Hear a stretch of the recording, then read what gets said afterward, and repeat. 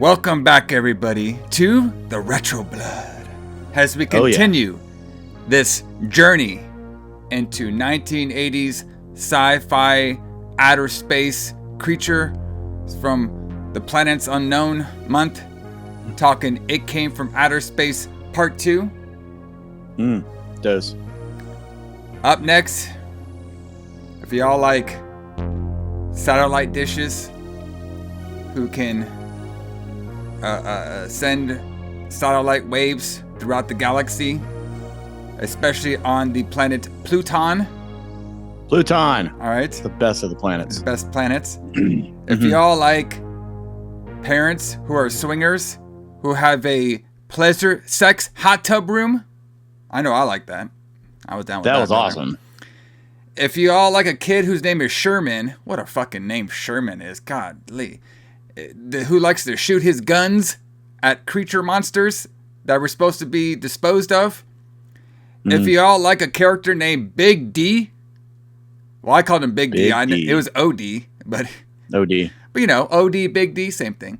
Who is a metal dude, just like us here on the Retro Blood. With his fake hair. With his fake metal-looking hair and fake leather. Who gets his face ripped off by a slimy 80s creature. Then this is the review for you, because the Retro Blood is keeping this month rolling. Because we're talking all about TerrorVision. J.H. Alison, James Kline. Yeah. What's happening, Alison? How was your trip to the planet Pluton? And then having the creature that was supposed to be disposed of, that was supposed to be a pet-like creature, tearing off your face and sucking your swinger parents down. How was that going for you? Is that going okay for you? You know, man, I don't know what I was expecting out of this movie, but whatever it was, this wasn't it. And this is not at all what I thought this movie would be like. I don't know what I thought this movie would be like. I don't know. Like, it's one of those movies that has a great poster. Yeah. Like, the poster's better than the movie. Yes. But those gimmicks. We love those gimmicks. But I mean, I don't know. It was enjoyable for what it was. Like, I think my expectation was different. I didn't know that it was going to be a horror comedy. Yeah. And I think for a horror comedy, it's decent for what it is. At least I hope it's a comedy. I'm hoping this was a comedy. Yeah, it was supposed. It's under that realm of the. We talked about some of these before. We actually did a whole month of horror comedies on here. Oh my god, yeah, that was terrible. So horror comedies are not mine and Allison's favorite subject to talk about when it comes to reviewing these 80s horror movies, but it is a genre that was pretty popular. I would say mostly in the later part of the 80s, even though this one came out around 85. It's just, I thought this movie had really good effects. Like, I liked the way the slimy creature looked. I thought it looked kind of cool. Like, it looked, very 80s, very slimy, very, obviously you could tell there wasn't no CGI shit. It was all, like, made. The acting, it was that goofy, we gotta say a joke every line that we have, acting. We gotta do stereotypes in the 1985s. It was in there. We have swinger parents for some reason. We have a grandpa who has to be a World War II veteran or Vietnam War veteran grandpa who's crazy. You know what I mean? Well, he would have been, in that time, he would have been World War II. World War II? Okay. Which I'm guessing is why the kid's called Sherman, named after the Sherman tank. There you go. That's what I'm guessing. But makes sense to me. I don't know. It's just one of those films that's like, maybe I know we're not the audience, but who is that's what I was saying. Who is the audience? Who is the audience for this? I don't know, man. The audience for this, just like most horror comedies, the audience for this is, and this is going to be offensive to somebody, but I don't really care. The audience for horror comedies are people who can't really handle horror movies, who can't handle like as dark as they get. And they like to laugh at things, but they want to go see something that's horror related. Yeah, that's who horror comedies are for. It's supposed to be a lighthearted horror trip into the horror genre, I guess is a way to put it. Now, we talked about this a bunch of times, but there is comedy that you could put in horror films. That it just so happens to be funny, like the Evil Dead series. You know what I mean? That's the biggest. Yes. I guess that would be the biggest explanation of films that are actually good, but they have comedy in them. Yeah, but you always use Evil Dead as an example. But the first Evil Dead was funny, was unintentionally funny. Yes, but the other ones, they kind of leaned to it. Yeah, they leaned into it in Evil Dead 2, and then really, I think Army of Darkness, the third Evil Dead movie, might be in my opinion, the pinnacle of just straight horror comedy. Because Evil Dead 2 is still pretty horror. It's still pretty scary in some ways. By the way, you can check out all those reviews on the Retro Blood archives. We did all the Evil Dead. We did all 3 of them. All 3 of them, brother. We also did a Lights Out on Army of the Dead, so check it out. Yep. Little plug there for our past shows. Speaking of past shows, and before we get on, I hope this last Friday or something we had, or Friday the 13th, and I dropped a little like Facebook and I dropped it in a couple places. Our review of Friday the 13th Part 5, which is actually one of my favorite reviews we've ever done. It's a good show. Yeah, it's a fun one. Everybody check it out. Isn't it also one of our most listened to shows? Yeah. That was the whole Jason series is like some of our best work we've ever done. That was good. But Part 5 is just fun because just how wild the movie was. So I just want everybody wanted to bring that up really quickly to check it out if you haven't. Our whole review. We did the entire Friday the 13th series. Pretty crazy. Yeah, it takes 2 months. 2 months. Yeah, 2 months to do it. So. Yeah. But, coming back to this movie, it's just one of those things where, like, I never been a horror comedy guy. The only one I could think of that was, like, the biggest success of horror comedy was probably those scary movies. With the Wayans brothers and shit like that. You know what I mean? Like, those scary, it was like, they're like ripping off Scream and all this stuff. I know those were very popular for that genre of stuff, but it's just something like I just never been into. I think the goofiness just kind of takes me out of it and something like that. Exactly, yeah. Like, I guess this one you could have showed some kids, but the problem is you have all this swinger and sex stuff. So it's just kind of like, well, who's the audience for this? Like, I just don't really get it. Well, it's definitely not for kids. I mean, that's not the intended audience. It's for comedy fans who want to see something horror related. Yeah. The scary movies, I've never seen any of those, but I would consider those like parody movies. I wouldn't consider that a horror comedy. I would consider that a parody movie. I mean, some of the later Nightmare on Elm Street movies basically were horror comedies. Like after they turned Freddy Krueger into a face, like he kind of became when he became the protagonist, so to speak. Those were kind of horror comedies. Yeah, I could see that. But it had a little bit more lines in them. All right, so all those dumb one-liners that he would constantly spew out. Hey, it was on a T-shirt, brother. That's all that we care about. You know what I mean? We got our exactly. Shit. So, but everybody, gimmicks like we do every Retro Blood. This TerrorVision one is no different. We're going to be talking about what is going on in the world of the pro wrestling and the metal music. The reason we do this because we're kind of like that guy from the Pluton planet. You know what I mean? We are. We're warning everybody that there's more to life than just watching horror movies. You got to watch some wrestling and listen to some metal. Yeah, strange as that sounds, there is more to life. So this movie came out, I believe, February 14th, 1985. All right. Yeah. And I got a couple things I want to share that happened on this date. Well, we'll talk about the pro wrestling first. I see that me and you are both sporting the pro wrestling shirts on here. Yeah, classics. Guys. I got my Jerry Lawler shirt on, and you got that cool ass Andre shirt. Andre the Giant. Where'd you get that at? Where did you get that? So actually, I actually got this when I was visiting the Canadas. So when I was in Toronto, I found this at a local shop, and I was like, "Oh shit, I'll pick it up." And our money's a little bit more than theirs, so I got it for a little cheaper. So I was like, hell yeah, brother. I think it was like $10 for this thing. I got it for like $8. I was like, hell yeah, I'll take an Andre the Giant shirt, brother. I'm down for $8, hell yeah. Yeah. But speaking of pro wrestling, all right, we actually had a pretty interesting card on the date that this movie was released.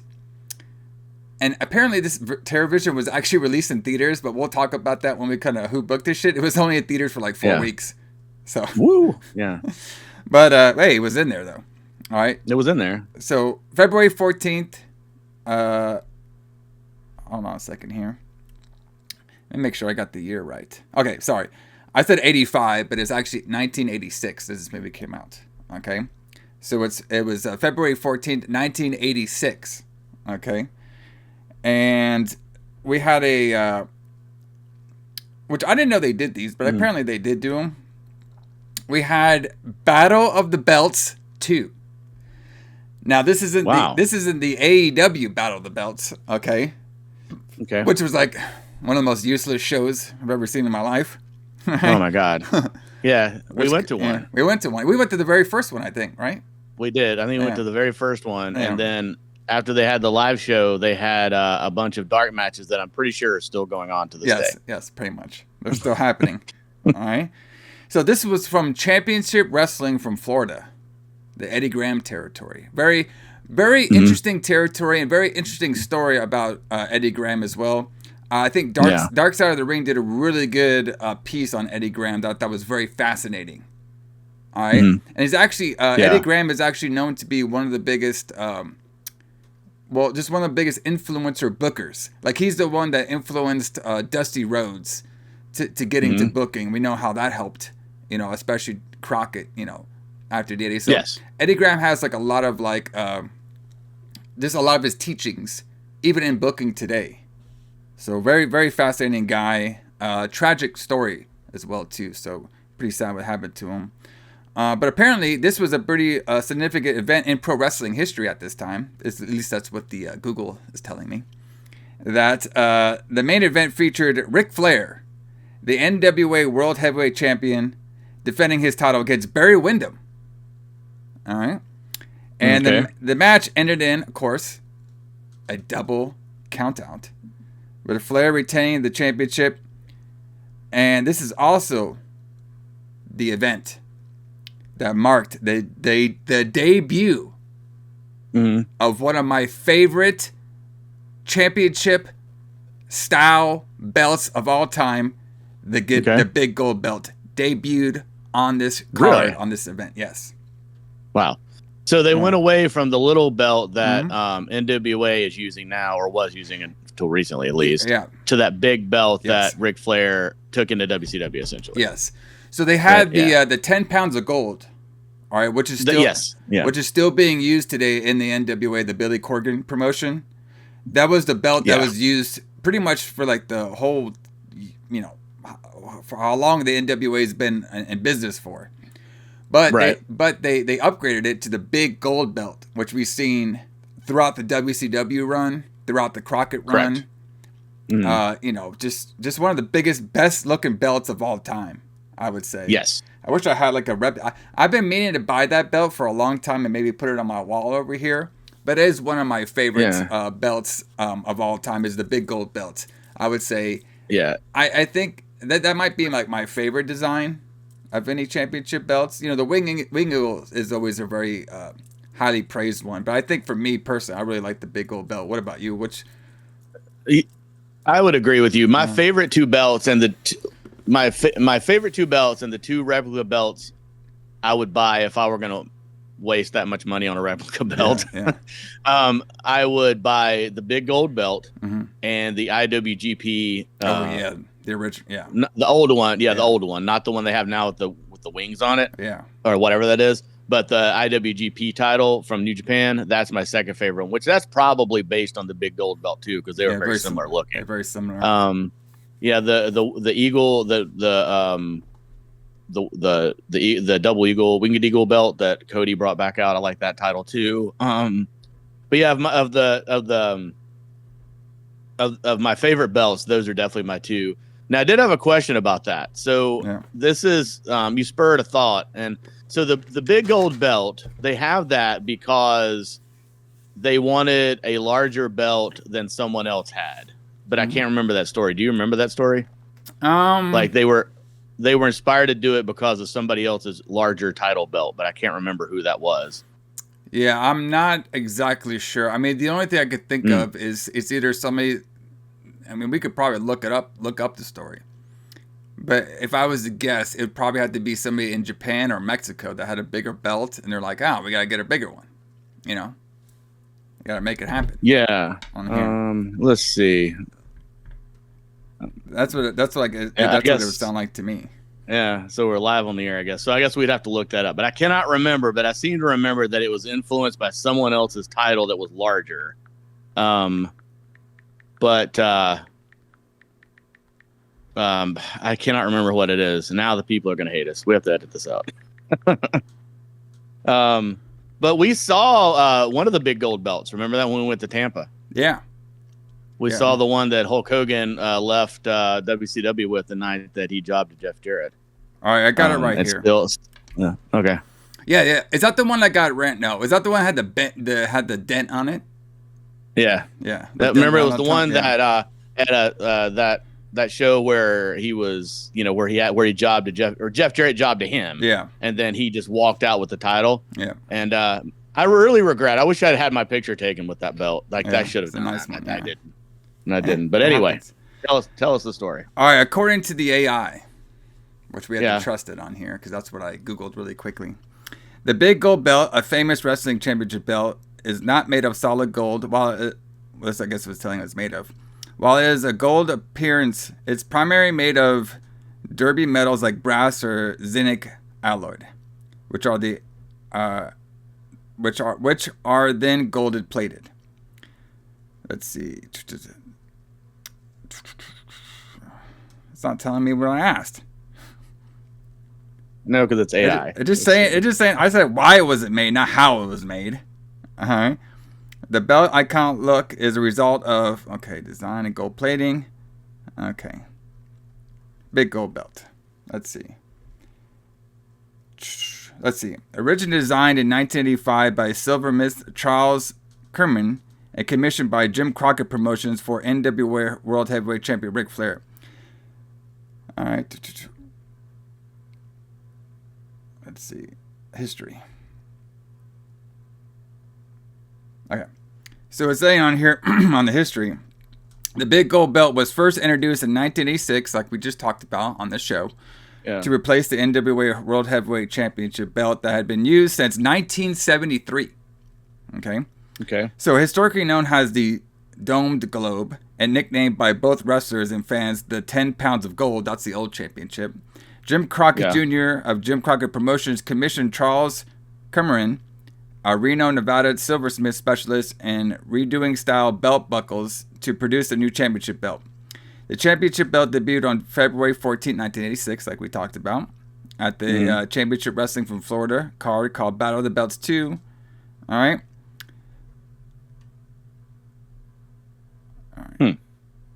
It's not really telling me why the belt was made. It is telling me. Yeah, I guess that's a story that I should have looked up, but I cannot remember. But wow. Okay. Never mind. I guess this is not a thing. Maybe I made this. Maybe this is fake news. Maybe I made this up. But I was pretty sure that they were influenced by someone else that had a larger title belt to make that. But anyway, maybe not. Anyway, so Battle of the Belts 2 was the debut of the big gold belt. Yes. Which is kind of cool. And it's an iconic design to this day. Yeah. And it's still being used today in pro wrestling. Of course, it has a different design, but the World Heavyweight Championship that's held by Gunther right now is a copy or the WWE version right now of the world big gold belt. So pretty cool that it's keep going on to this day. So, and it looks way better than the Universal Championship in my opinion. Yes, definitely. I always like the design. It's probably one of the best belt designs you can ever get in pro wrestling. It's one of the most iconic belt designs there is. So, so I got a second thing to talk about when it comes to the metal music. Okay. I know you got something, Alison. I want to bring this up because it relates to the movie. Mine's real quick, but yes. Well, do you want to do yours first, or do you want me to do mine? I can do mine first because it's really short. Okay. So February 14th, 1986. Yes. Was the Bryan Danielson's greatest day. It was the day, if I'm not mistaken, that the Final Countdown single was released. Oh, there you go. So it was, and thus was born Bryan Danielson's greatest entrance theme of all time. and also was born one of the most expensive songs to rent out, apparently. That's crazy. Yeah, wasn't it like $200,000 every time they use it? Yeah, or something like that. Yeah, like it's amazing that song has that much value. But I mean, that's crazy. Yeah, that's insane to think. The last time is still making money off one song. Pretty crazy to think about. So, speaking of one song that came out during this era too, I'm gonna bring up the band that was prominent during this movie that our boy OD was wearing, and that's the band W.A.S.P. All right. Okay. So they released their single for this time here. All right, and it was called "Wild Child." Mm-hmm. From their album that just debuted, "The Last Command." Okay. Yes, the third W.A.S.P. album. Yes, the third one. What do you think about W.A.S.P? Second album. Sorry, second album. Yeah, this is the second album. Yes. What do you think about this W.A.S.P. band, Alison? I kind of like them. They're pretty. Yeah. I love W.A.S.P. Especially early W.A.S.P. These first three records are really good. Yeah. Even, I mean, Crimson, the Headless Children is also really good. I pretty much liked them through the first like 4 records. I think they're really good, and after that, they're just like, whatever. But yeah, they were promoting The Last Command, and they actually, their first album actually came out in 1984, and they released an album every year through 1986. So so between 84 and 86, they released 3 albums. Yeah. So their newest album wasn't out yet when this movie came out, but it would be out later in the year.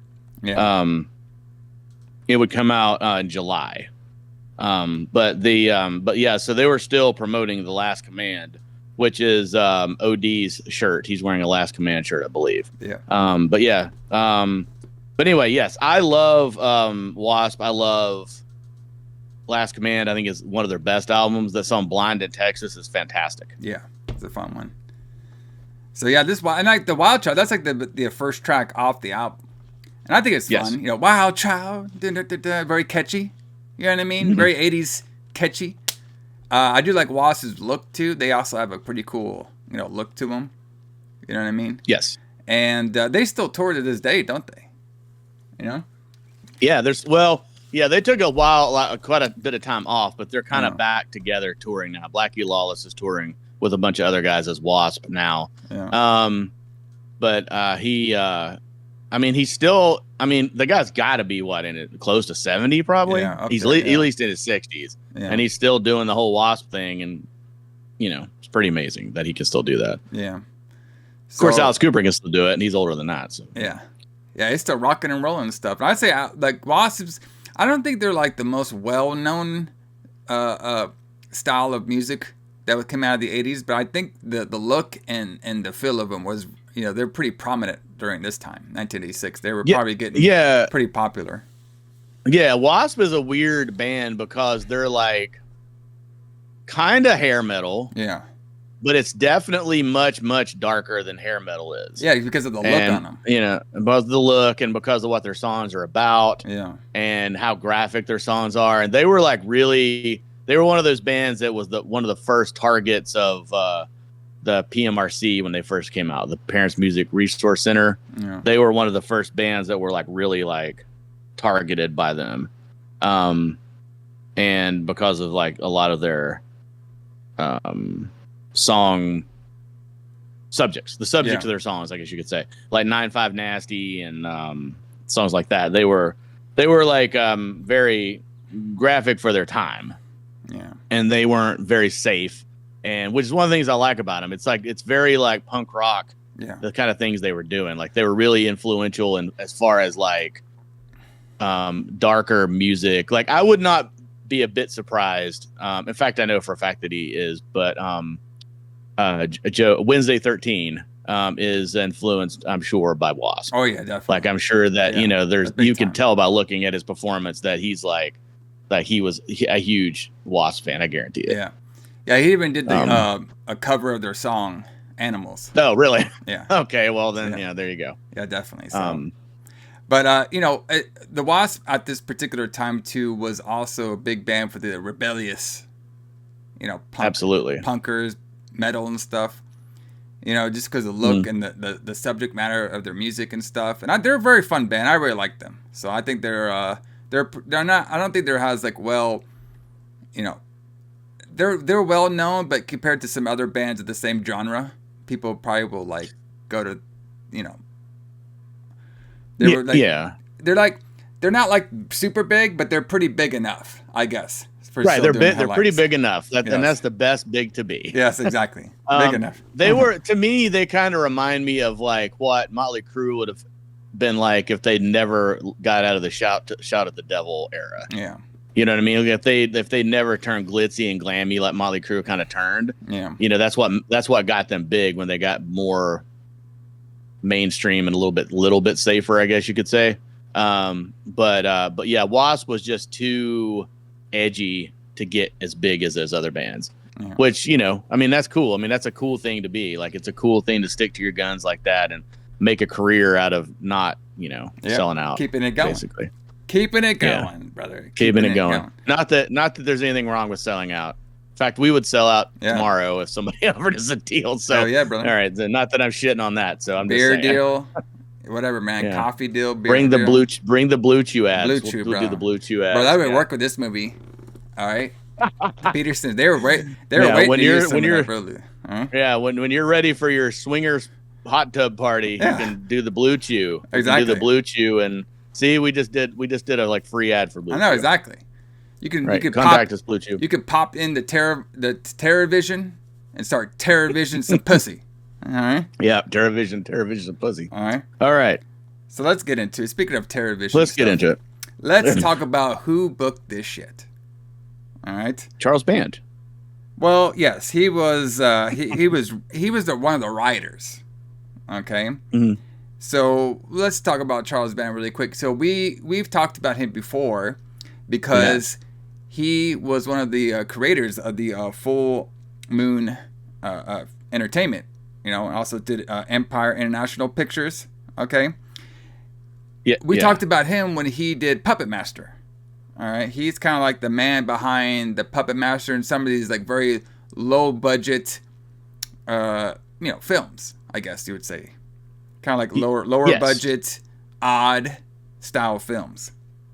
Yeah. So I would say that, he started Full Moon in 1988 or 89, I believe. Yes. And then that's when he did the Puppet Master movies and the Subspecies movies, which were written and directed by Ted Nicolau, who wrote and directed this movie. Yes. But this was an Empire movie. So this was when he was still running Empire Films. Yes. Before Empire folded and then he started Full Moon. Mm-hmm. But yeah, so another Empire movie was Reanimator. Yes. Like that was an Empire film. But yeah, anyway, so yeah, he's like a pioneer, well, in my lifetime, of the low budget yet quality movie. You know what I mean? Like Puppet Master is extremely low budget, but it looks good. It looks like it cost way more than it did to make. Yes. You know what I mean? And I think he got really good at that as time went on. Yeah. But yeah. Yeah, that's kind of what the whole Full Moon Entertainment the brand was about. Was basically making these smaller films, but making them still look good. And, doing a lot of like stop animation, bringing a lot of creatures to life, that kind of style. But it's pretty cool. Yes. Like this is like I think this is like the last film that was produced by the Empire Pictures, which is pretty interesting. Apparently they were shooting 2 films back to back at this time. So while they were making TerrorVision, it was also being shot back to back with the picture called Troll. From the Italians. Another classic. Yes. Yeah, Troll is a classic film. All right, so it was at their cinematography place in Rome that was being shot at. Mm-hmm. So it was saying many of the same crew who were working on both productions, okay, including creature effects designer John Carl Buchler, all right, who also directed Troll. So not only was he directing Troll, but he was making the creature for TerrorVision at this time. Like that's kind of interesting. You never really hear about 2 production companies working on 2 films at the same time, unless is that a thing? Or I mean, I guess it could be. Well, I mean, it is a thing, yeah. But it's usually with larger companies. Yeah. Like they. Oh yeah, that makes sense. Yeah, like larger companies will often do that. Like they'll shoot sequels back to back. Like they, like 28 years later, I think they shot the sequel to that back to back with it. But that's big time Hollywood money. But for on a scale this size, it is probably unusual for them to shoot multiple movies at the same time, which may have contributed to them going out of business. Maybe. But I did not think this was the last Empire film, but I could be wrong about that. I think it was one of the last ones before they made Full Moon Entertainments. Yeah, but that didn't. I didn't think that happened until like 1989. I thought that they made movies for a couple more years after, because they made Rawhead Rex after this. But but it was close to the end. It was one of the last ones that they didn't make it very long. I mean, Empire Films was founded in like 1983. Yeah, and was gone by like 1988 or 89 at least. Yeah. So they didn't make it very long. Full Moon is still going to this day though. Full Moon, yeah, they're still popping out stuff. Mostly Puppet Master. Yeah. Mostly Puppet Master movies. Yeah, there's Puppet Master 87. But yeah, I think that he learned what not to do by the failure of Empire, and then he was able to keep Full Moon going this entire time. Yeah, they have their own streaming service and everything. Everything, man. Keeping it all going. So a couple of fun stuff about the film, some behind the scenes stuff. So director Ted Nicolai and producer designer Giovanni Nicolai scattered swingers pads in Los Angeles. Oh wow! In order to get ideas for the Putterman's household, brother. Just imagine that. Oh yeah, we're just we're just checking out some swingers pads, brother, for our movie. You know what I mean? But if you want us to rent it for the day, if you want us to get the full effect, we will. That's exactly what you had, the same thought that I did. He was like, yeah, let's just do some swinging research. Yeah. And that's where half the budget for the movie went, with them spending money on exactly. You going to swingers parties. You can tell the girlfriend or wives what you're doing. It's fine. Exactly. It's just research for the movie. So, like I was saying earlier, this movie was pulled from theaters after only 4 days. Oh, it's 4 days. I thought it was 4 weeks. 4 days. Yeah, I was about to say 4 weeks would have been a pretty good long run for a movie back in 1986. But 4 days, yes. So the poster for this movie was designed before the script was written. No shit. So it's always you don't fun. say. Yeah. Yeah, I mean, I could probably have told you that. Yeah. So there was a brief MTV clip shown, and it's of the W.A.S.P. All right, that we just talked about. It was a W.A.S.P. song called Torminator, lifted from the Dungeon Master, and the character O.D. Raleigh was of course wearing the W.A.S.P. shirt. That's why we talked about him. All right. Yeah, Dungeon Master was another Empire film that they'd made a year before, I think. So I didn't want to talk about this, but I'm not going to spend too much time on them because I think they suck. But apparently there's this British rock band called TerrorVision, and they took their name from this film. Have you ever heard TerrorVision, the British rock band, before? I have not. What do they sound like? You're not missing anything because they suck. Okay. They sound like that boring music. I don't know how to explain it. They're that boring. Okay. Just like so rock they and roll or don't. whatever. So it doesn't sound like. So the name doesn't. So they don't sound like their name would sound. No, not really. At all. Now they're kind of like the hipsters of 1980s. Oh, I see. Like that. Okay. You know what I mean? TerrorVision, yeah. I feel like if you're gonna have a name like TerrorVision, I feel like your band name should kind of match what you do. You know what I mean? Like you should kind of tell you what you're getting. Like like a band like Carcass. If you listen to Carcass, you know what you're getting. Exactly. You know what I mean? But like you can't be called TerrorVision and then not have any terror. You know what I mean? That's boring. This is the songs I heard. They were kind of boring. So I was just like, hey, if there's any lover of TerrorVision, the British band, just talk in the comments. Tell us how we're missing out. Somebody will. So that's somebody's favorite band, I'm sure, and they're gonna tell me. Probably somebody in that band listens to our show and like you guys suck. Fuck you. It's not my style. Fuck you. Fuck you, mate. Whatever. Yeah. Anyway. Yeah, exactly. I haven't heard them, so maybe they're great. I don't know. I haven't heard them. So, a couple other things. So, when Susie introduces the monster to music, her arms is resting on the top of Sonya's first CD player model. Was it Sony? Sony. Yeah, the Dad 8. It was made between 1983 and 1984, and it's thought out to be by collectors for its rarity and the quality of sound. So that's kind of cool. You know what I mean? Got some old piece of audio equipment. Sorry, yes. Yeah, Sanyo, the first CD player. Yeah, Sanyo's, yes. All right. Let's see what else we got here. So Ted Nicola originally wanted to cast Mary Windham as Medusa. And Harry Shearer was considered to play Stan. And Belinda Carsley was intentionally in the running to portray Susie. So we had some different cast people, but it just didn't work out at the time. All right. The film's this one's funny. The film's trailer uses a rearranged version of the theme to Reanimator. All right. So this is fun. That doesn't surprise me at all. Yes. Because I'm guessing it was written by his brother Albert Band. Yes. Or Richard Band, I think is his brother. Richard is his brother. Albert is his dad. Yeah. So apparently, Mary Windham, Raquel, someone that played Raquel, and Jennifer Richards, who played Medusa with the tits, all right, bear such a strong facial look to each other that many viewers of the film think that they are the same actress, but they're not, by the way. Yeah. But they kind of look a little bit like. They do look a little bit alike, yeah. I mean, Mary Windham is a fairly famous actress. She's been in a lot of things, like mostly small parts. But you've seen her in a lot of things. The girl that played Medusa, I don't know much about her. Her name's Jennifer Richards, as you mentioned, but I couldn't find a lot about her in research at all. So I'm not sure. I mean, maybe she's an actress that just kind of retired from acting, or not retired, but just didn't act a whole lot after this. But I'm not sure where she came from. I couldn't find a lot about her. Did you find anything at all? Or not too much about her. No. Yeah. Yeah. I'm sure she did after this. Let's see what we got here. So this. Go ahead. No.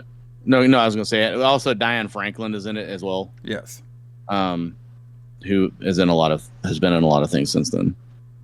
Yeah, she played Susie, the younger punk rock girl. Yes. All right. For the time, so it's kind of early on in her career, doing this film. I believe she did. We actually talked about her before because she was in Amityville 2: The Possession. That we did for last Halloween. Everybody check that out in the archives. Those are some classic shows. Yeah, so this one might have been her 5th movie she was in, TerrorVision. Because then after this, she did How I Got in College and then Bill and Ted's Excellent Adventure. So she's definitely moved on up. So, but she did some pretty good stuff in the 80s. Better Off Dead. Okay. The Last American Virgin. There you go. Come on now. Imagine that. That seems right up your alley. So let me talk about my boy O.D. here for a little bit. All right? Yeah. John Gruz. Okay. So apparently, he is best known for playing Uncle Rico in Napoleon Dynamite. 2004. Remember that? That was like a big ass movie that Napoleon Dynamite was. Yeah, I've never actually seen it. You never seen it? That shit was like huge. No, going on at the time. It was huge. I've never seen it. I just didn't like any of those people that went to see it and quoted it all the time. So I'm just like, fuck this movie, never watched it.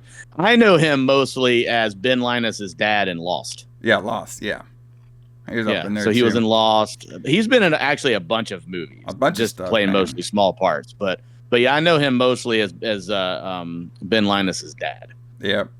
He's in Monster Squad that we may or may not talk about later on. Get Shorty. So it's just really interesting to see his. This wasn't his first role. All right. No. But he I didn't know how I felt about that character because it's like he was a cool character, but then he wasn't because he was super nerdy, and it was like, oh, we're making fun of like the rockers and stuff, and I don't know. Just a weird. Well, yeah, weird. I mean, he was just kind of portrayed as a dumb rocker, a dumb metalhead. But I don't know. I'm used to that at this point. Yeah, but just being treated as a dumb metalhead. So, this one's kind of funny. So, the soundtrack to the film was originally released on vinyl by Restless Records in 1986. Mm-hmm. In addition to Richard's Brand, who did the original score, so they originally scored several songs, okay, including the movie's theme. There was contributions by Los Angeles art rock band, and I'm gonna fuck up this name because I cannot. I can't wait. I know how to say this word. So really? I can't wait to hear you try to pronounce it. Yeah. The Fibonacci's. That's close. It's Fibonacci. Now I can't even say it. The Fibonacci's? It's Fibonacci's, I think. Yeah, the Fibonacci's. Yeah. All right. TerrorVision was hoped to bring more attention to the group, but the movie and ultimately the soundtrack failed, brother. Ain't doing it for me. No. Do you have any good Fibonacci stories? They're awesome. I do not have any Fibonacci stories. Yeah. They were an LA band that was like sort of a hipster arty band kind of at the time. Gotcha. That broke up. I mean, I think they were a good band for what they were, but like it's just not really my thing. Yeah. Not doing it for you, huh? So, but speaking of what's going to be doing it for you, I say let's get this TerrorVision's train going. Let's turn on the television set to find some creatures from the outside space. Because let's get into the full review of TerrorVision. All right. Let's do it. Intellectual decay! Turn it off and watch your place! The Parhamans are just a typical American family. The only thing they're missing is a pet. But have we got a surprise for them? You see, Stanley Parhaman's new satellite TV has just gone on the blink. And it's drawn in a creature from outer space. Like all new pets, this one's causing a little trouble around the house. And he's eating the Parhamans out of house and home. In fact, it seems like this creature will eat anything. Well, just about anything. Look right at my studs and cooled out. This dude's into metal. Now, it's up to the kids to break the creature of its bad habits. I said shut up! But he's not responding well to discipline.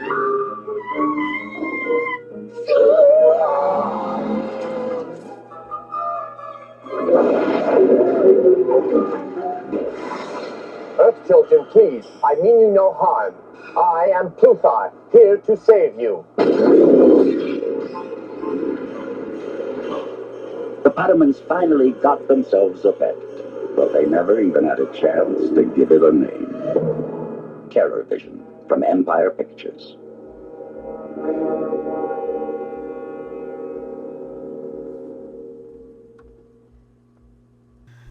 All right. So we start off on the planet Pluton. Allison, did you ever have a trip to Pluton? Did you ever get that part of the did you ever do like an Airbnb on there? You know no, I mean? I haven't Timeshare, maybe. I haven't done quite that much acid, but but yeah, Pluton though is my favorite of the planets for sure. Well, apparently in the planet Pluton, okay, there's a sanitation department for mutant creature disposable. Okay. Yeah. So I put in my notes that the first creature we see it looks like a burnt up Jabba the Hutt. Mm-hmm. Yeah, this kind of got dark toward the end because these are pets. Spoiler for the people out there, which is kind of sad. Yeah. Anyway. Yes. Yeah, the pets that they like to suck up and eat everything. Mm-hmm. Okay. So after we get this pet supposedly getting decomposed of, okay. Yeah. We see some. I put in my notes. We see some Roger Rabbit like animation. All right. Yes. That brings us into the intro, which is also reminding me of some shit from like Weird Science. Remember that show?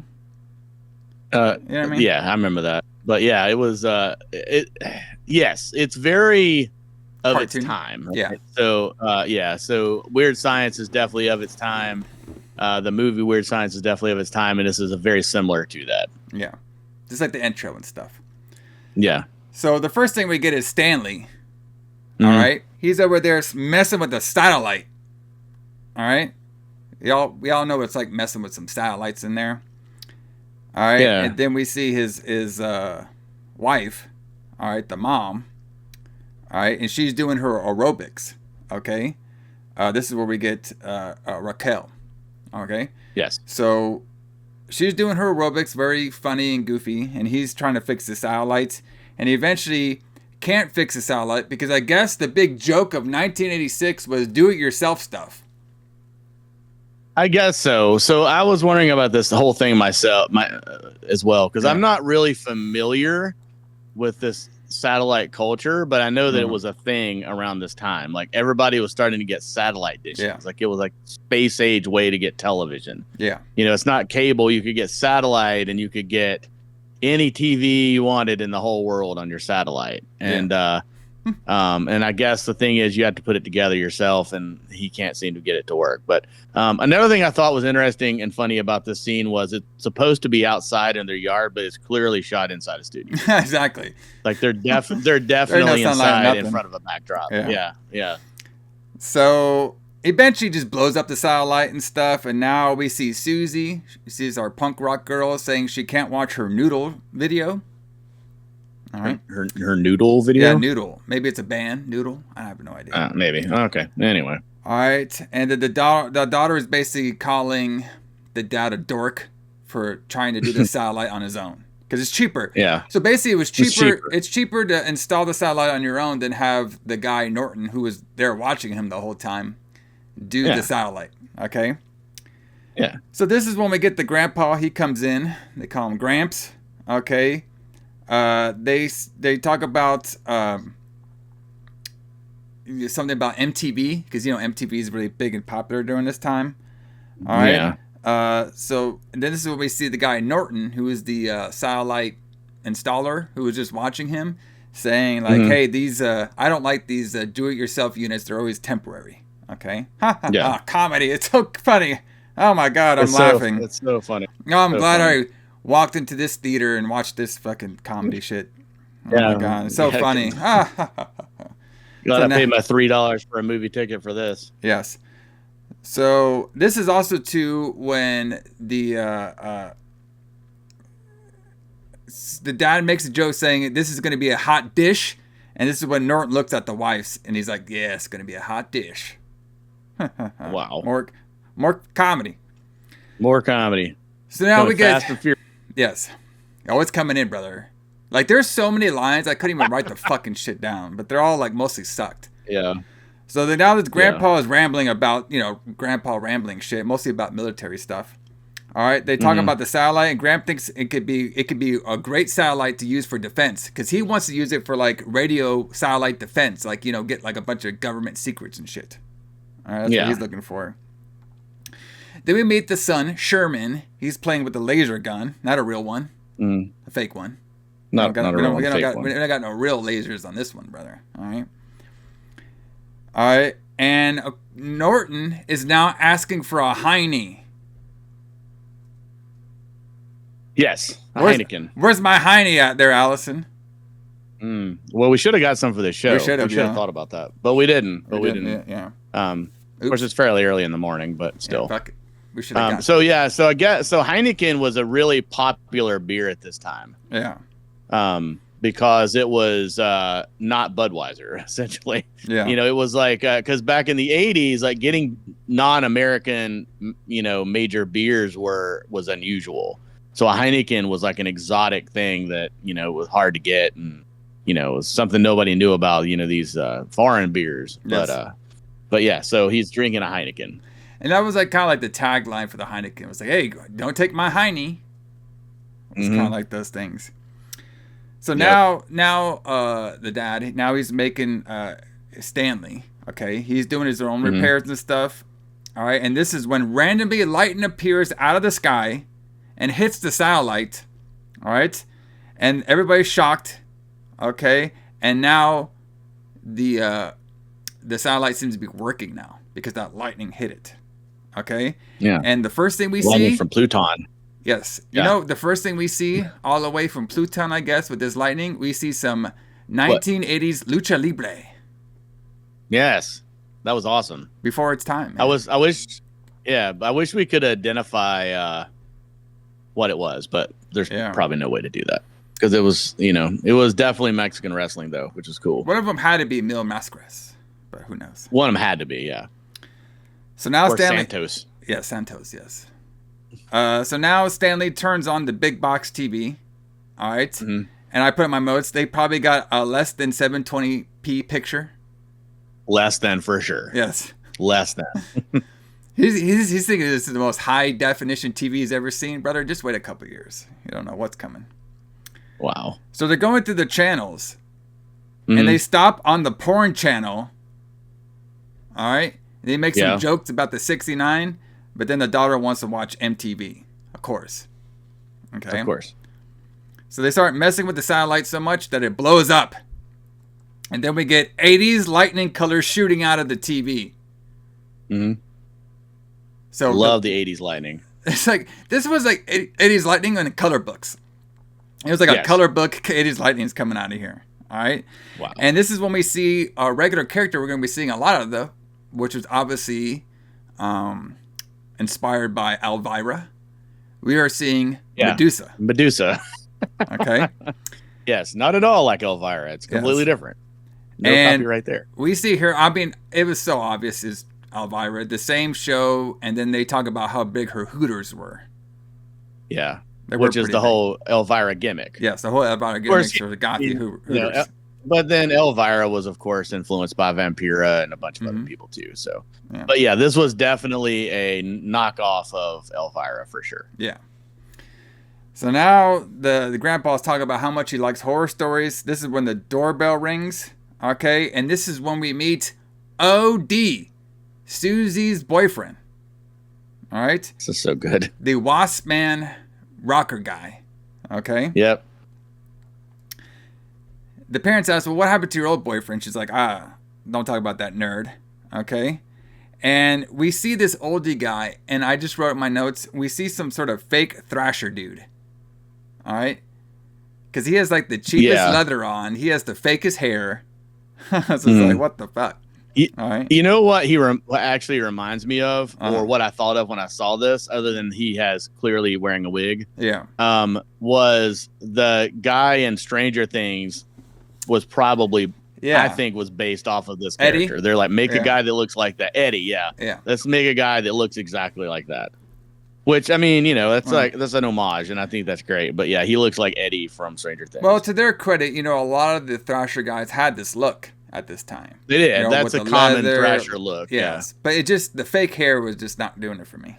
Okay. Right. And the kind of, I mean, James Hetfield looked like this during this era, where he had the, whatever that haircut's called. It's not really a mullet, but it's like short in the like the front of his face. Yeah. And long. It's long everywhere except like right in front of his face. I don't know what you call that haircut, but all the Thrasher guys had that. Yeah.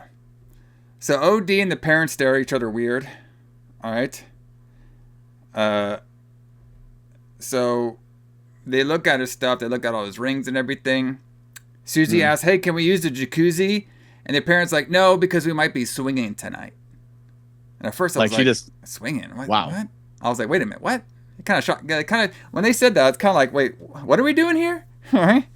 Boy, wait till we get to that stuff. All right. I mean, I know I felt like such a prude when that happened that I was shocked that they said it, but it was like they just said it. She just said it like right in front of her kids. Like that's not a thing. That's not a big deal. Yeah. Like, or not a thing. Like, yeah, we're just swingers. We're bringing Spiro over and his wife or girlfriend or whatever, and we're all gonna trade partners. We're gonna trade it, brother. Yeah, but I can't. But we'll get there. But that hot tub was amazing. Yeah, it was a pretty big one. I was like, damn. Yes. So now the parents leave. All right. The daughter's gonna go get some stuff. All right. So OD is now dancing. He asks Grandpa what he's eating, and the Grandpa explains to him he's eating lizard tail and how great lizard tail is. Oh, we forgot about that. The lizard tail jerky that he's working on. Yes. It's lizard tail jerky. Because they just grow back. because the tail comes off, you make jerky out of it, and then the lizard grows a tail back. Yeah, you got unlimited turkey, brother. Come on. All right. So then he asked the little dude, Sherman, if he's into metal. And then Sherman puts a gun to his dick. So I guess that's a yes. He is into metal. I'm into this kind of metal. And then, of course, Raquel calls metal a phase, which is probably a big thing that the 1980s moms were talking about. Metal is just going to be a phase. Yeah, probably. I would say so. So we have Medusa. She's back on the TV. The mom and dad leave. And they tell him, hey, Norton has been called again if the TV is acting up. He's going to come over here and fix it again. Okay. They should have just had Norton put it in to start with, and none of this would have happened. None of this would have happened. We've been all good. All right. Exactly. So the grandpa and Sherman, they're watching the TV, okay? And the grandpa still wants to do recon satellite stuff, all right? And then they eventually turn the channels, and this is when they get the slimy creature monster on their television. Mm-hmm. Kid thinks it's a movie. Sherman does. They hate this movie because all the slimy creature's doing, we're just seeing shots of him, so they think it's boring. Then Medusa pops up. She just like keeps popping in and out, this Medusa character. Mm-hmm. And she wants to open up the phone lines to perverts. But we can't do that nowadays. Is this like Loveline? Wait. Yeah, she says she wants to open it up to perverts? Yeah, she wants to hear the most perverted stuff on the phone. Oh, right. Okay. All right. Yeah, I remember that. Yes. Yes. And then, of course, they focus on her titties. All right. So now the channels keep flipping back a little bit. The TV's freaking out. We're back to the slimy creature. Okay. And this is when the Sherman and the grandpa kind of fall asleep to the TV. Mm-hmm. And this is when the claws come out and they touch the grandpa. The kid freaks out and the grandpa and the kid hide. All right. So Sherman and the grandpa are hiding. They now know that there's some creature that came out of the TV. And now grandpa is saying, hey, I don't think that's what we saw. I think it's just a robber. So let's go to his bunker, his armory bunker that he has in the house, this ginormous house that he has all his guns at. And they start loading up. All right. And this is when the Norton guy shows up for the repair. And of course, the grandpa and the kid think Norton is the one that's trying to rob them. So they go out with their guns to try to confront Norton. They're Alison. All right. So, yeah. So I think this is kind of funny because it's like, of course, the kid thinks the grandpa is the coolest person in the world. And he wants to be just like him. Mm-hmm. So he becomes obsessed with like war and like fighting just like his grandfather is, which is kind of funny. Yeah. I think it's cool. So,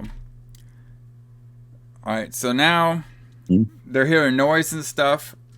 We got the creature is basically sliming all over everything.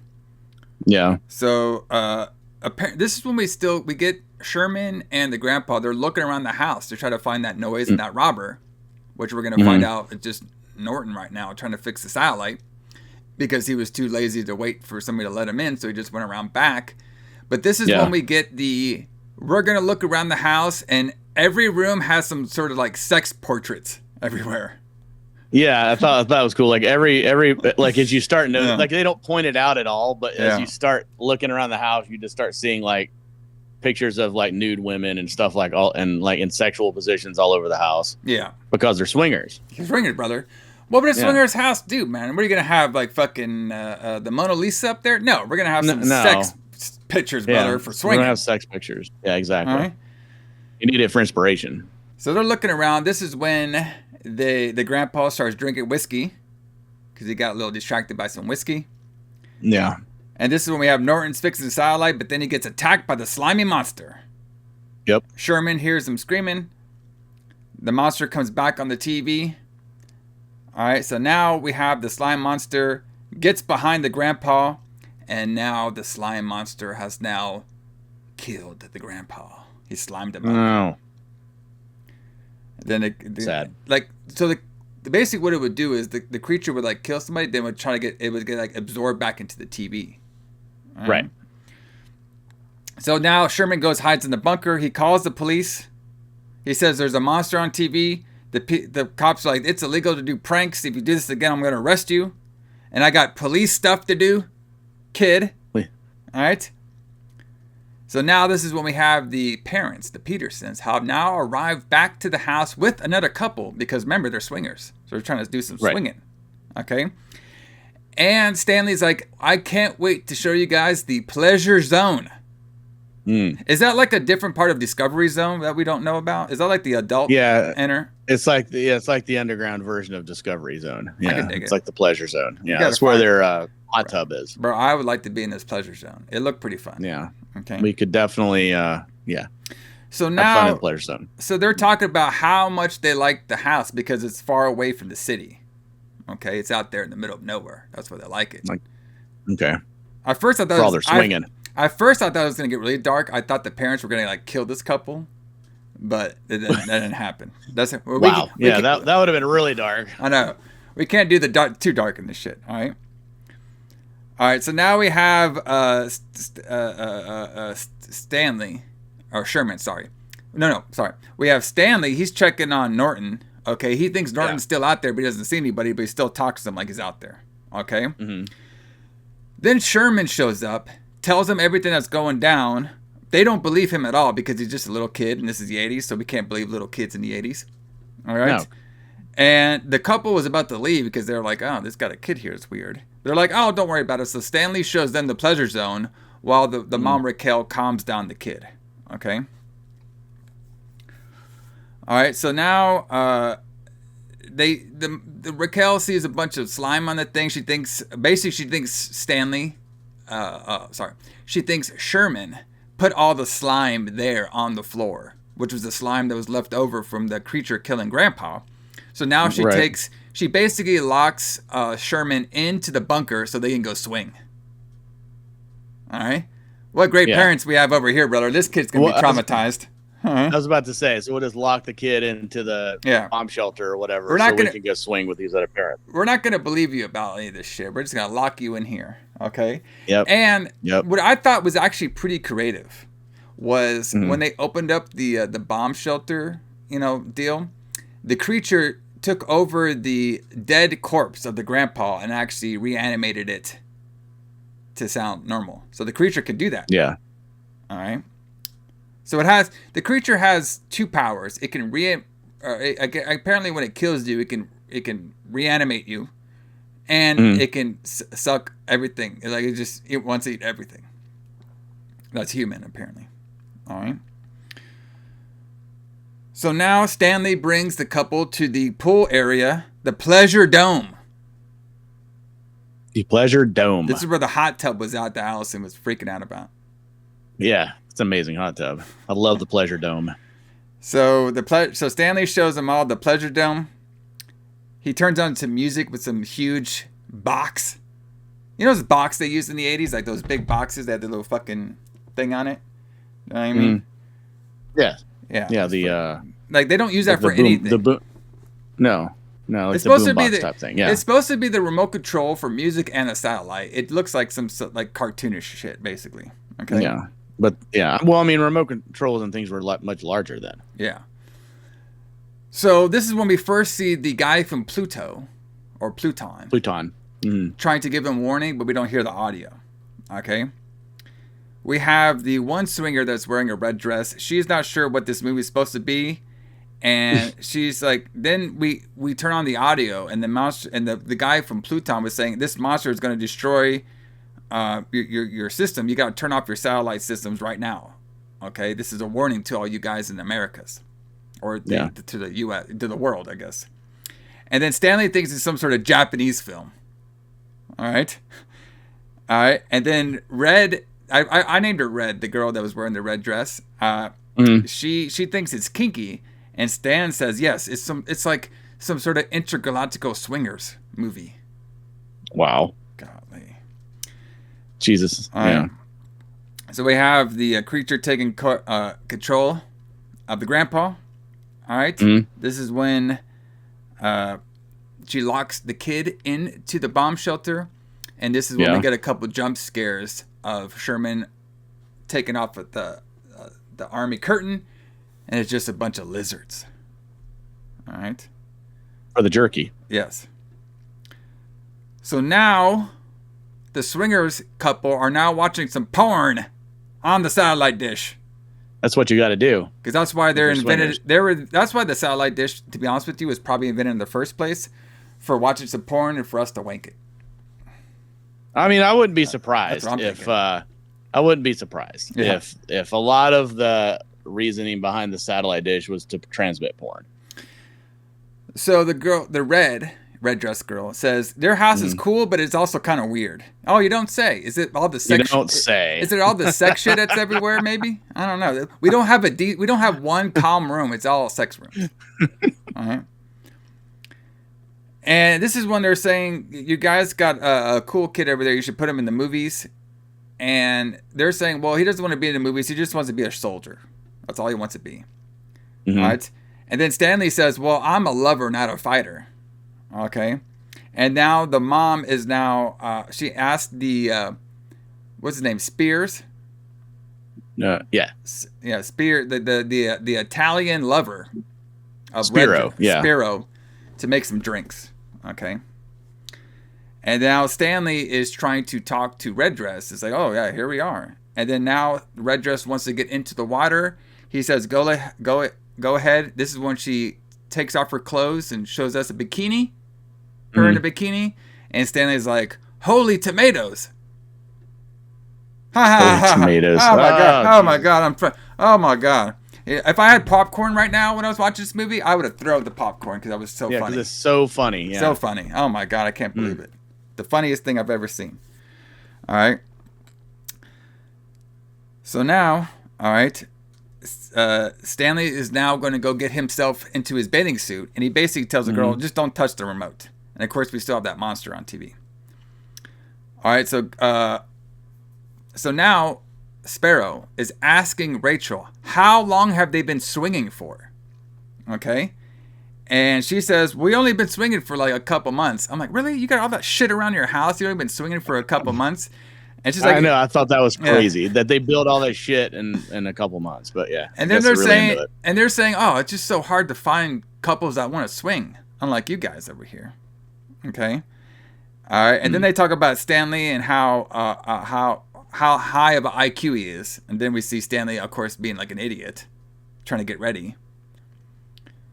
All right, so now we cut back to the Pluton captain saying, basically he's warning everybody like, hey, garbage from my planet got loose on your planet, and it's going to destroy your planets, everybody. Okay? And then it cuts, like, we keep getting like a bunch of cuts of the TV, and then Medusa's back, and now she's talking about rats. Okay? Right. And this is when she wants people to call her and give her some dark thoughts live on the air. All right, so now, and then she says, okay, well, we're going to talk about the dark thoughts after we watch this movie, Attack on something. So the kids... Yeah, she's like a horror host, right? She hosts horror movies. Yeah, basically the Elvira. Like Elvira, yeah.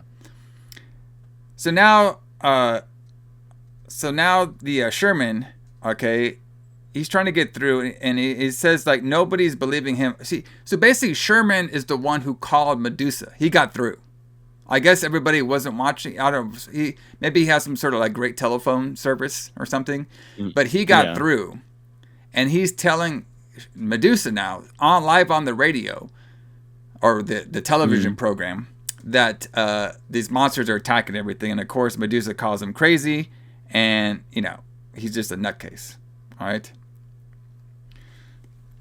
So this is when we get Sparrow talking to Rachel about, that Stanley is very manly, and I like it. He's a real man's.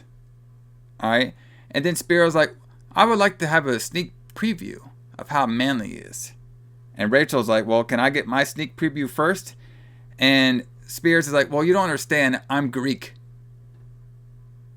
And she's like, okay, I like Greek food. He's like, no, you don't understand. I'm Greek. That means I like boys. Yeah. Wow. Okay. Is that like a thing? Greek people like boys? I think it goes back to that whole Greek. I think so. Yes. So I think it goes back to like stories of like Greek the Greek army, and like they would, they were like homosexuality was like a big thing in the Greek army, I think is what he means by that. But yes, anyway. But he likes the boys, and he likes Stanley being a manly man. All right. Yeah. So Stanley walks in. They start drinking together.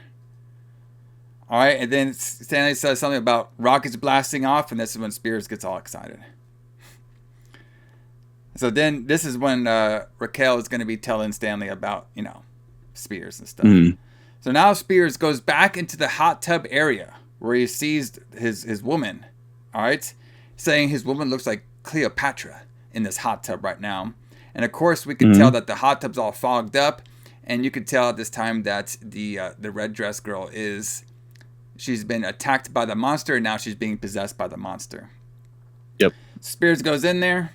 Sparrow goes in there, and he gets slime on his hand. He thinks it's some sort of sex lube. Right? And then, yes. And then he wants a quickie out of Red before I guess he gets to Stanley. And this is when he gets sucked down by the monster, kind of like in Jaws. Kind of. Right. But totally different. Totally different. Where he gets sucked down in there. All right. So now Stanley is saying that he is going to... Okay, well, this is something we can't do nowadays. But he said he's going to straighten out Sparrow. The facts of life. All right. So then they go down to the sex dome. That's what I put it on there. Even though it's pleasure dome. The sex dome. They see the tub full of slime. They don't know what happened. They think these couples have slimed up their hot tub. All right. Then they see something in the tub. It's the monster.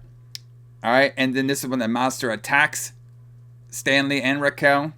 And it basically gets them in the stomach and it grabs them down. And now they have been slimed and killed by the monster. All right.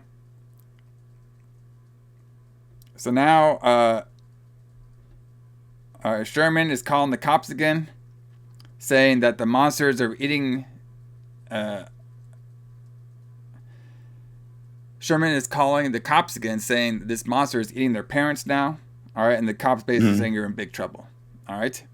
So now Sherman's going to do it on his own. He gets an explosive. This is when we have Susie and our boy O.D. They're back. They go inside the house. Sherman tells them all what's going on. They think he's a nutcase. All right, they said the monsters on loose. It ate Grandpa, it ate Mom and Dad, supposedly. And of course, O.D., he just wants to party. He's like, fuck this, bro. I want to party. All right. So then Susie's like, okay, well, we got to take you your pills. And then O.D.'s like, okay, whoa, shit. What color is your pills? Ha, ha, ha. More comedy. Funny. More comedy. So then Sherman goes to the sex dome. I guess he could just walk right in there. All right. Yeah, there's no lock on it or anything. Yeah. Well, I don't know why we would expect there to be a lock on it. I mean, they talk about it in front of their kids, and they have sex paintings all over the wall. So they can just why bother to lock it? Yeah. So Susie and all of them, they don't know where the Gramps or the everybody is. All right. And this is when we see that Stanley is now turning into a slime monster. Okay. The kids, they see the monster slime pool. All right.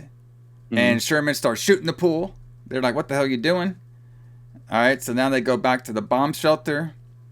And this is when we have, while this is all happening, the OD, he's watching some TV. And then Susie and Sherman go to the mom and dad's room. All of them have now been possessed by the monster. The monster has been, reanimating all of them. I say at least. And they see the parents, the couple, and the grandpa are all in bed together, and they call it gross. And then Sherman's like, man, I thought it was a monster this whole time. And he's like, and then Susie's like, don't worry about this, Sherman. One day you'll understand why our parents are sex freaks. Yeah, it'll make sense when you're older. Yeah. All right. So now we have that Pluton guy. He's back. He does some more warnings. If y'all want to drink to that, you can, because he does a lot of warnings. This is when OD, he hates this movie of the Pluton guy. All right. Susie said there's no monsters here. Then we have 80s Lightning's back. All right. This is when the monster shows up. They're all freaking out now. Sherman shoots it. Monster's about to eat the OD, but OD uses his leather hands. He's kind of like does this gimmick. You know what I mean? And he's using his leather. And apparently the monster creature remembers somebody with leather biker hands. Right. That used to take care of him and feed him like a pet. So that's why he is now like an OD, because he thinks this is the person who used to take care of him. Okay? So now Odie and all them get away, and now they're seeing that the monster can eat things because he ate like some book. Okay? And Odie tries to touch it, and now they want to teach, they want to feed the monster human food. This is when we have Odie in his W.A.S.P shirt. Okay? So they're feeding the monster all kind of stuff, but the monster doesn't like human food. He doesn't like it at all. Not his gimmick. No. Okay.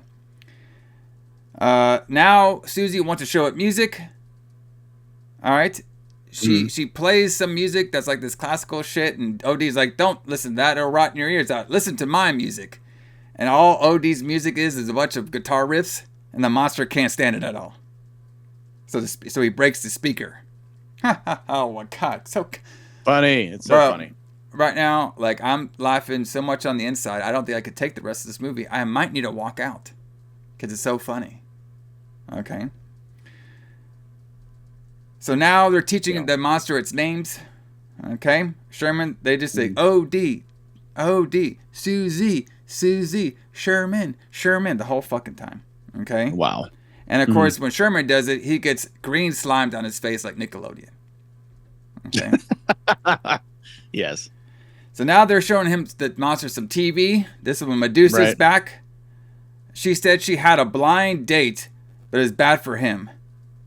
All right. And she said the blind date was bad for him because when he peeked at her, he became as hard as a rock. And then he turned into a statue. You get it? Because she's Medusa. I know. When you're staring Very at, funny. When you're staring at Medusa, she turns into... You become hard as a rock. You get that, Alison, when she turns into... You get it? Yes. Yes. When you stare at Medusa's snake head, you turn into a rock. You turn as hard as a rock. Exactly. I mean... It's so funny. Where has this movie been all my life? But you know what, though? To be fair... If I were trying to write this movie and I came up with that line, I would probably think that's pretty fucking funny. Yeah. You get it? I get it. And to be honest with you, if that line was not that bad compared to some other lines, because if there was a real life Medusa show, I'm pretty sure she would use that line a bunch of times. Yeah. And I mean, it works on multiple levels. So that's actually pretty funny, I think. So now Susie wants to market the creature, saying that, hey, we can make $1 million off this thing. Ooh, a whole $1 million. All right, so they all think they own them. All right, so they all agreed to work together, basically. Okay. Yeah.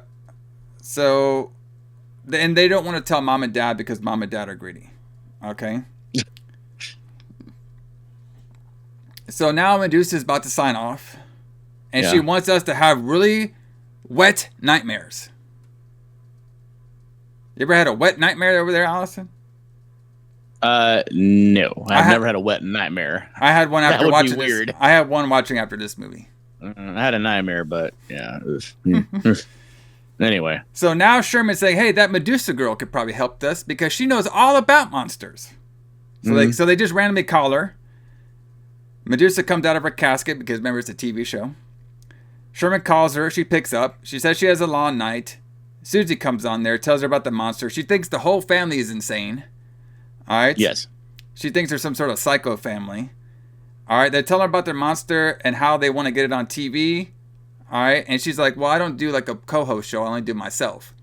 All right. And they're like, well, okay, well, we're having a party to introduce the monster. You should come over. Okay.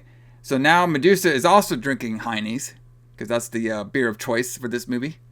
Yeah, because they're sophisticated. Yes. And then she hangs up saying she's really busy going to all these other parties.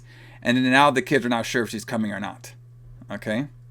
So now we have OD and the monster watching more TV. And the monster just starts freaking out. Okay? And they're asking, why is the monster freaking out? Well, it doesn't like commercials. Ha! Oh my god. Like, gee. Oh my. If I was drinking that line, I would have spit up right there, brother. That shit was hilarious. Oh my god. Oh my god. Ugh. Just take my money, brother. Take my 25 cents. Just take my 25 cents. Take my 25 cents, okay? So now Susie asks, what's its name and what planet it's from? Of course, the fucking thing doesn't talk. We hear a doorbell. No. This is when a cop comes in and he wants to arrest Sherman. Right. You're gonna arrest a kid doing prank calls. Gotcha. Yeah. Put him into prison. So now Pluto is back on the TV. All right, talking. I put in my notes. Pluto's back on the TV talking the same shit. All right. Says it's hungry. Monster starts freaking out on OB now because I guess the monster saw Pluto with his leather hands, and now he knows. Now he's like, oh shit, this OD guy is not the real taker, so he's just food for me now. So that's why the monster's freaking out now, because he realized that the leather hands is not OD, it's the Pluton guy. Right. All right, so now the monster's freaking out. OD wants it to shut up. All right, shut up, butthole. And then the monster, this is probably the coolest part of the film to me, was when OD says to shut up, butthole, and everything, and the monster takes his claw and rips off his fucking face. That was cool. Yeah, that was cool. That was really cool. So then they see all this stuff. Sherman starts shooting it. And he throws a grenade at it, all while the cop is out the door, and he tells the kids to come over here and stuff. And then the cop walks around, but then he eventually gets attacked by the monster, so the cop has been destroyed by the monster as well. Because he shoots at it, and the monster eats his hand and slimes them all up. So now we have Susie and Sherman. They're hiding out for the monster. Okay. Mm-hmm. And Susie's asking where OD is, and then Sherman says, well, he got fucking ate up. All right. And they said they think they got him with the grenade. They think they actually got the monster with the grenade. All right. And then, of course, Sherman's getting more firepower just in case.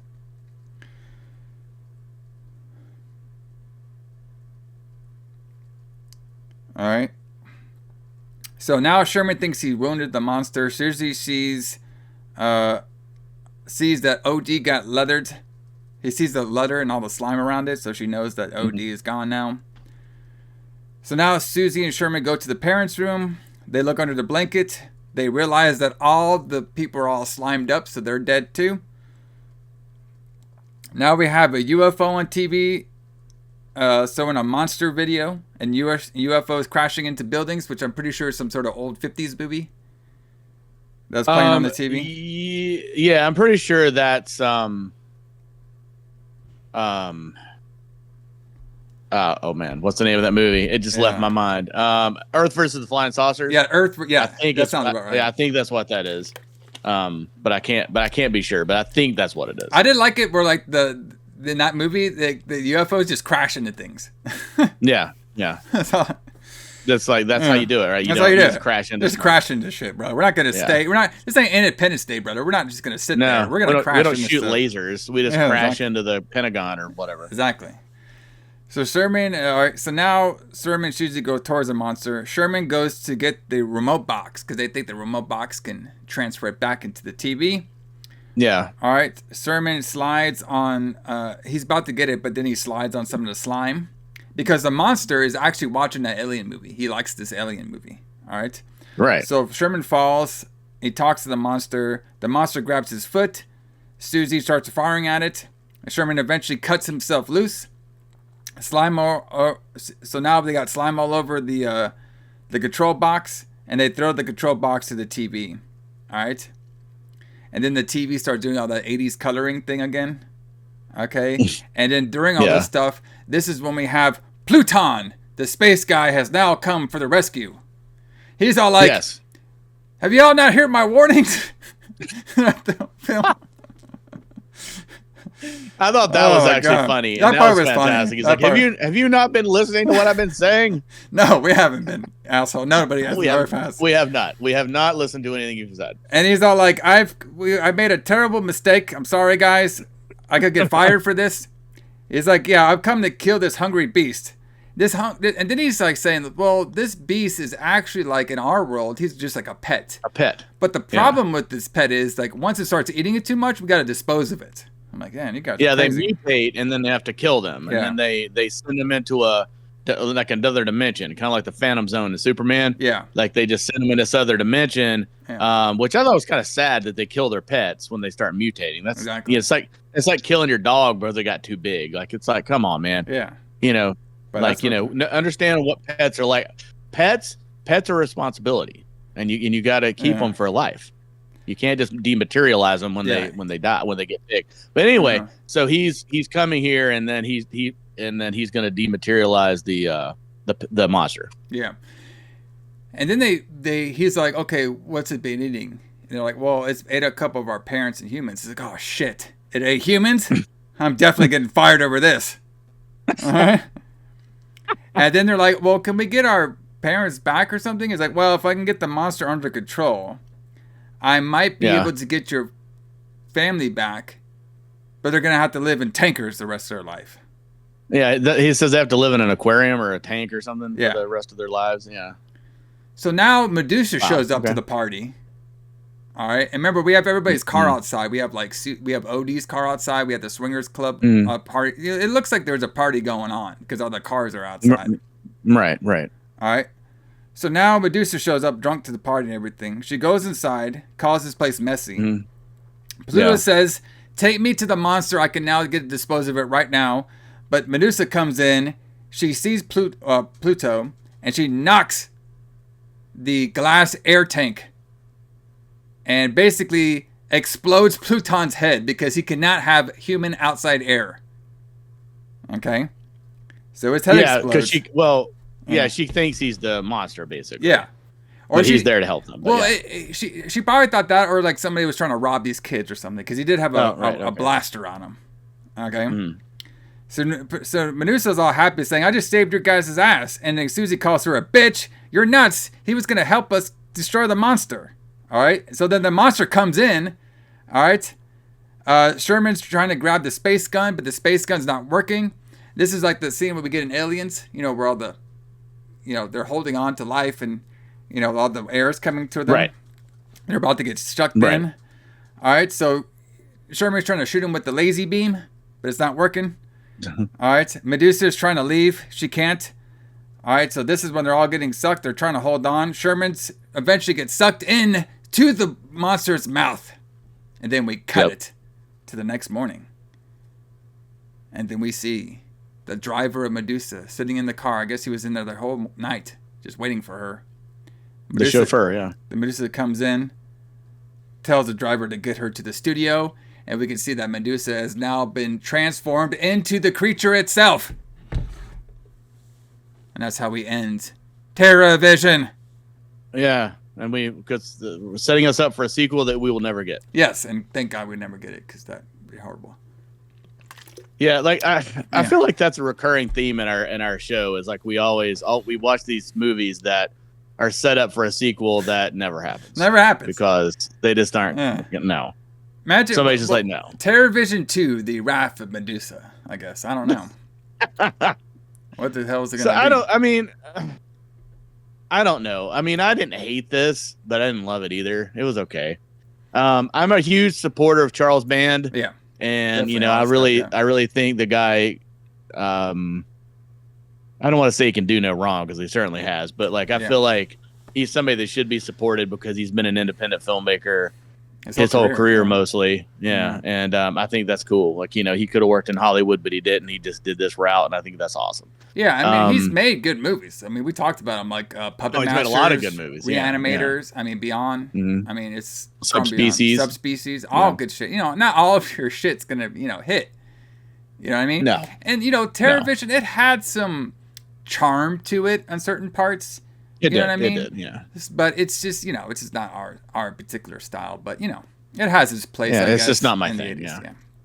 So, but, everybody, join us here next week on the Retro Blood as we finish up It Came from Outer Space Month Part 2 with a movie I've been waiting to see for a while. It was it was recommended to the Retro Blood from a fan, kind of. Fan in my household. Okay. And that's going to be Communion. Yes. Which I've never seen, but I've heard good things about it. Yeah, I've seen it a bunch of times. I like this movie a lot, actually. I've wanted to do it on the show for a while. Yeah, so it should be pretty fun. So everybody check us out. And of course, everybody, even though they had some technical issues, check out after you watch this one, because it's airing today and not when it was supposed to air on Friday. But check out the Lights Out Jaws 50th Anniversary Special. Yes. Talking 50 years of Jaws. One of the most iconic movies of all time. So after you're done listening to us, go check them out on here, on the Retro Blood YouTube channel. Yeah. You can find them on, Apple, Spotify, and like us on there too. Like us and subscribe. That's how we get the show rolling. That's how we can hear from all y'all. And if y'all have any movie recommendations that we haven't done yet, retroblood69@gmail.com. Write us on there. Tell us why you want us to watch this movie and review it. Maybe some stuff that, tell us why you like this movie. Maybe when you're watching it as a kid or adult. Do a little story behind it as well too. Tell us how we're completely wrong and it's a masterpiece. Exactly. Yeah. Tell us how great it is and everything like that. Tell us we didn't understand it. Exactly.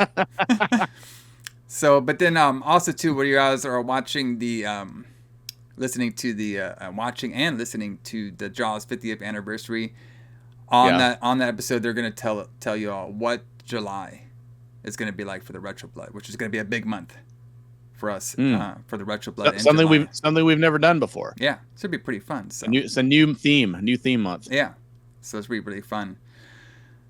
But Alison, get us out of here. Let's play some W.A.S.P. for our boy OD. Let's do it. Let's give our boy some OD a shout out here on the Retro Blood. Let's play some Wild Child from W.A.S.P. for all of our podcast listeners on here.